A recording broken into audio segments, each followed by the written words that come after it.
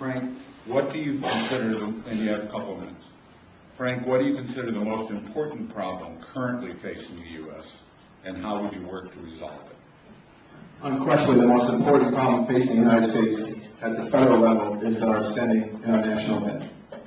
My background in economics and finance makes me uniquely suited to understand the transmission mechanisms between what goes on in Washington, D.C. with respect to our deficit spending, our national debt, and the impact on Main Street.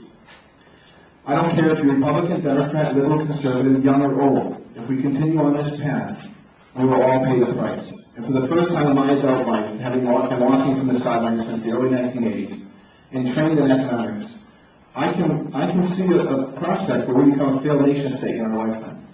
Something unthinkable to me just 10 or 15 years ago.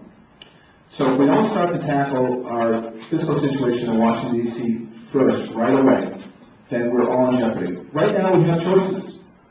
But another 10, 15 years, those choices will be whittled down to fewer. And 20 years later, even fewer. And we'll be compelled to act whether we like to or not.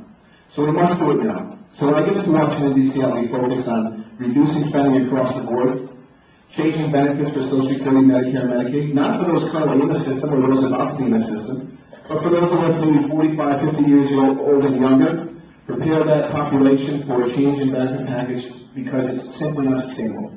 When we think of mandatory liabilities out to the year 2050, 2060, we're talking tens of trillions of unfunded liabilities that is simply unsustainable for the U.S. economy, given our birth rate replacement rates, given our economic difficulties we face right now with respect to our trade problems with China and India. These things must be addressed.